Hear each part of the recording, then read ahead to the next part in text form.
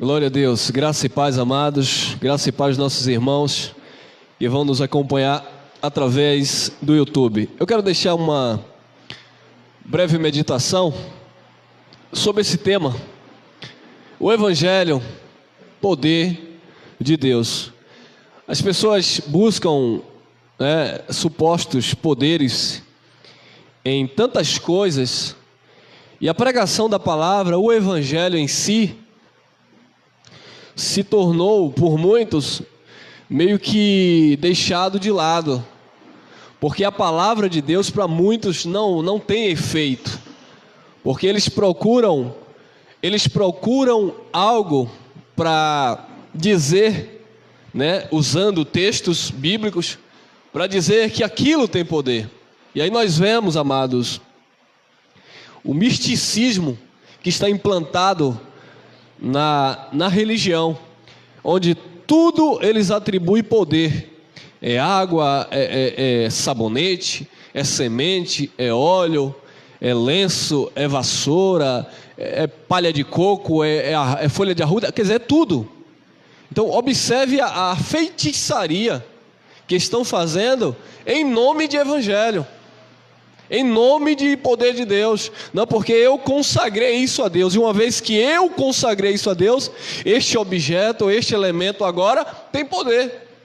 E as pessoas mal informadas, sem conhecimento das Escrituras, acabam sendo levadas por todo vento de doutrina, crendo na camisa ungida do pregador, crendo no copo com água orada, crendo, de uma folha que caiu de uma árvore na vigília, e aquela folha estava meio que pegando fogo, e aquilo tem poder. Então vamos entender nesta reflexão o que é o poder de Deus. Romanos capítulo 1, versículo 16, o apóstolo Paulo, escrevendo esta carta, ele diz assim: porque não me envergonho do evangelho de Cristo, pois é o poder de Deus para a salvação de todo aquele que crê, primeiro do judeu e também do grego. Paulo disse: eu não me envergonho do evangelho de Cristo. Eu me envergonho do evangelho que está sendo pregado aí nas religiões. Eu me envergonho do suposto evangelho que está sendo pregado aí durante milênios e séculos. Deste dito evangelho eu me envergonho, porque estão mercadejando, comercializando a palavra de Deus. Agora, do evangelho de Cristo, como disse Paulo, eu também não me envergonho. Eu não me envergonho do evangelho de Cristo, pois é o poder de Deus para a salvação de todo aquele que crê. Então, quem crê no evangelho, o evangelho é o poder de Deus. Amém? É o evangelho que é o poder de Deus para a salvação de todo aquele que crê, primeiro do judeu e também do grego, do gentio. O evangelho é o poder de Deus, e nós precisamos colocar, amados, a nossa confiança no evangelho, e não em um envelope consagrado, não de uma rosa do puxamento espiritual, não de uma ampola com óleo, não de um sabonete. Não, vendem-se de tudo em nome de evangelho. É sabão em pó, é caneta, só falta vender a caneta azul agora, né, irmão? É tudo em nome de um suposto evangelho, que não é evangelho.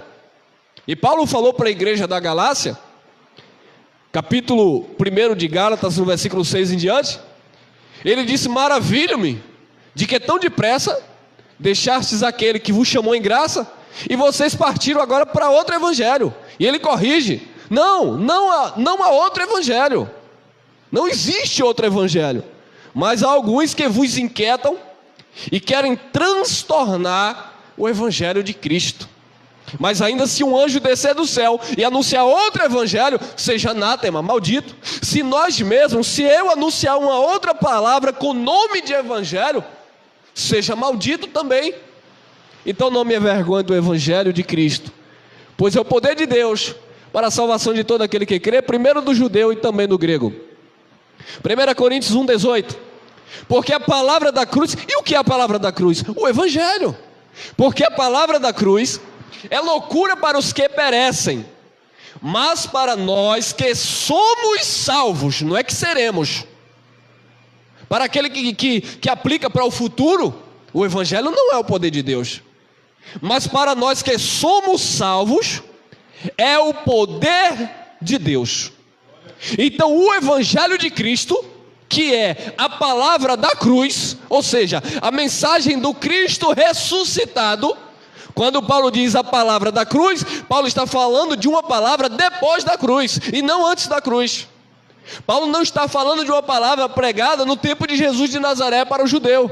Paulo está falando de uma palavra pregada depois da cruz, tanto para judeu como para grego, para gentios, amém? Porque a palavra da cruz é loucura para os que perecem. É loucura, irmão. Que negócio é esse, irmão? Que palavra é essa? A palavra da cruz, que diz que você está perfeito. Como perfeito, irmão? Eu sou imperfeito, eu sou torto, eu sou isso. Meu amado, segundo a carne você é tudo isso e muito mais. Segundo o Espírito, a palavra da cruz é loucura para aqueles que perecem. Para quem perece é loucura, mas para nós que somos salvos, é o poder de Deus. Então a palavra da cruz é o poder de Deus para nós que somos salvos. Olha lá, 21, 1 Coríntios 1, 21. Visto como na sabedoria de Deus, o mundo não conheceu a Deus pela sua sabedoria, aprove a Deus salvar quem? Os religiosos? Os crentes, pela loucura da pregação. Então, o Evangelho de Cristo, a palavra da cruz, a loucura da pregação é o poder de Deus para aqueles que creem. O Evangelho de Cristo, a palavra da cruz, a loucura da pregação é o poder de Deus que opera em nossas vidas. Visto como na sabedoria de Deus, o mundo não conheceu a Deus pela sua sabedoria. O mundo ignorou a sabedoria de Deus. O mundo não conheceu a Deus pela sua sabedoria, pela sabedoria de Deus. Aprove a Deus salvar os crentes pela loucura da pregação. Olha lá, 1 Coríntios 1, 22 e 23. Porque o judeu pedem sinal, e os gregos buscam sabedoria. Então, no tempo que a mensagem foi pregada, e Paulo tinha essa consciência, ele sabia que os judeus estavam sempre buscando sinais. És tu o Messias? Chegava para João: és tu algum profeta? João: não. És tu o Cristo? Não. E por que tu batiza? Então era loucura. Eles queriam um sinal. Os judeus sempre queriam sinal. Chegava para Jesus: o que fazes tu? Que sinal tu operas para que creamos em ti? Então os judeus sempre viviam em busca de sinais, porque os judeus pedem sinal. Aí Jesus disse: não dará outro sinal a esta geração incrédula, além do sinal de Jonas, que ficou 3 dias no ventre de um peixe. Não se dará outro sinal a esta geração incrédula. Então os incrédulos, amados, sempre vão pedir o quê? Sinal. E hoje os crentes estão tudo vivendo com a mentalidade do judeu, buscando sinal. Senhor, se tu é Deus na minha vida, abre uma porta de emprego.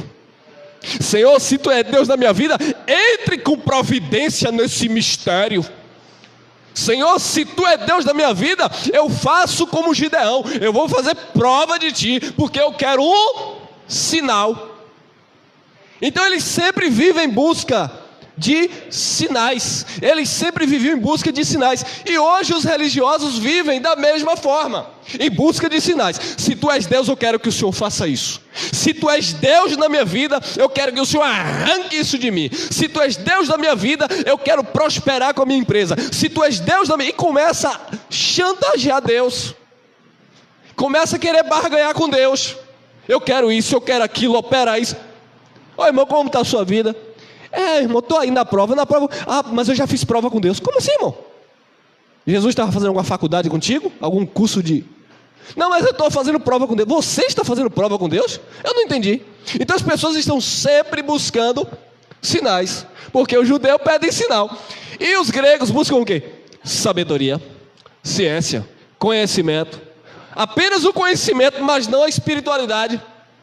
Então, diferente dos judeus que buscavam sinais, os gregos queriam provar a inexistência de Cristo, ou o poder de Cristo que opera em nossas vidas, no tempo de Paulo, por meio da sabedoria. Sempre eles queriam ter algo para rebater aquilo que Paulo pregava, porque eles queriam comprovações científicas, quando nós somos salvos pela loucura da pregação. O judeu pede sinal e os gregos buscam sabedoria. Mas nós pregamos a Cristo. Quem? Crucificado. Nós pregamos a Cristo, disse Paulo, crucificado, ou seja, o evangelho de Cristo, a palavra da cruz, a pregação, a loucura da pregação. Nós pregamos a Cristo crucificado, a mensagem do Cristo crucificado, que é escândalo para o judeu. A mensagem do Cristo crucificado era escândalo para o judeu e loucura para os gregos. Por que era escândalo para o judeu? Porque os judeus queriam sinais. E por que era loucura para os gregos? Porque os gregos buscavam sabedoria. Mas nós pregamos a Cristo crucificado, que é escândalo para o judeu e loucura para os gregos. Olha lá, 1:24, 1 Coríntios. Mas para os que são chamados, não são para aqueles que aceitam Jesus, mas para os que são chamados, tanto judeu como grego são chamados, independente de judeu ou gentil, tanto judeu como grego, lhes pregamos a Cristo, poder de Deus e sabedoria de Deus. Para os que são chamados, tanto judeu como grego, pregamos a Cristo, que é poder de Deus e sabedoria de Deus. Olha lá, 1 Tessalonicenses, capítulo 2, versículo 13. Por isso também damos, sem cessar, graças a Deus, pois havendo recebido de nós a palavra da pregação de Deus, a recebestes, não como palavra de homens, mas, segundo é na verdade, como palavra de Deus, a qual também opera em vós os que crestes. A palavra de Deus opera na vida de quem crê, não é na vida de quem pede sinal, e não é na vida de quem busca sabedoria. A palavra de Deus opera nas nossas vidas quando nós cremos, e não porque nós fazemos voto, propósito, campanha, e queremos sinais, queremos ver, queremos conhecer, mas não queremos crer, não recebemos com amor no nosso espírito. Então Paulo disse esta palavra, e nós transmitimos esta palavra para a igreja do século 21. Por isso também damos, sem cessar, graças a Deus, pois havendo recebido de nós a palavra da pregação de Deus, a recebestes, não como palavra de homens, mas segundo é na verdade como palavra de Deus, a qual também opera em vós os que crestes, e nós cremos, amém? Tem mais, Hebreus 4:12. Porque a palavra de Deus é viva e eficaz, e mais penetrante do que espada alguma de 2 gumes, e penetra até a divisão da alma e do espírito e das juntas e medulas, e é apta para discernir os pensamentos e intenções do coração. Então, a palavra de Deus, ela é viva. Jesus disse, João 6:63, a carne para nada presta, as palavras que eu vos digo são espírito e vida, porque a palavra de Deus, ela é viva e ela é eficaz, ela funciona, ela atua na vida de quem crê, não na vida de quem faz prova com Deus. Ela atua na vida de quem crê, ela é viva e eficaz, e é mais penetrante do que espada alguma de 2 gumes, e ela penetra até a divisão da alma, fonte das tuas emoções, da tua alma, do teu intelecto, da alma e do espírito, do homem interior, e das juntas e medulas, e é apta para discernir os pensamentos e intenções do coração. Pelo profeta Isaías, Deus mandou uma palavra no capítulo 55, no versículo 11, Ele diz: pois a minha palavra não voltará para mim vazia, antes fará aquilo que me apraz e prosperará para aquilo que a enviei. Então a palavra de Deus, ela não volta vazia. Deus falando também para Jeremias, ainda uma criança, no capítulo 1, no versículo 12, ele diz: o que viste, Jeremias? E Jeremias disse: eu vejo uma amendoeira, uma vara de amendoeira. E ele disse: viste bem, pois eu velo para cumprir com a minha palavra. Deus vela para que a sua palavra se cumpra, porque esta palavra, ela é viva, eficaz, mais penetrante do que espada de 2 gumes, e ela penetra, ela discerne os pensamentos e intenções do coração. Efésios capítulo 6, versículo 14, diz assim: estais, pois, firmes, tendo cingido os vossos lombos com a verdade, e vestida a couraça da justiça. Esteja firme. Paulo está usando aqui a figura de um soldado, e ele conhecia muito bem isso, em sua época. Ele está usando aqui características de uma armadura de um soldado, para mostrar para aqueles que estavam em Cristo a necessidade que eles tinham que estar bem vestido, bem protegido, como um verdadeiro soldado. Estais, pois, firmes, tendo cingido os vossos lombos com a verdade, e vestido a couraça da justiça, e calçado os pés na preparação do evangelho da paz. Calçado os pés na preparação, preparado com o evangelho da paz. O mesmo Paulo fala para Timóteo: apresenta-te a Deus como obreiro aprovado, que maneja bem a palavra da verdade, e não tem do que se envergonhar. Apresente-te a Deus como esse obreiro aprovado, tomando sobretudo o escudo da fé, com o qual podereis apagar todos os dardos inflamados do maligno. Tomai também o capacete da salvação, e a espada do que é o quê? A palavra de Deus. A palavra de Deus é essa espada do Espírito, a palavra da cruz, a loucura da pregação, que é o poder de Deus para todo aquele que nele crê. E nós encerramos aqui 2 Timóteo capítulo 1, versículo 10 e 11, diz assim: e que é manifesta agora pela aparição de nosso Salvador Jesus Cristo, o qual aboliu a morte, destruiu, aniquilou a morte, e trouxe a luz, a vida e a imortalidade, pelo quê? Pelo evangelho, amado. Então o evangelho pregado por Paulo te apresenta perfeito, te apresenta salvo em Cristo, te apresenta batizado, e também te apresenta imortal, porque nós passamos da morte para a vida, porque a lei do Espírito de vida em Cristo Jesus, pelo evangelho, é pregado para a igreja neste dia, que nos tirou, nos livrou da lei do pecado e da morte. A imortalidade pelo evangelho, para o que fui constituído pregador e apóstolo e doutor dos gentios. Amém?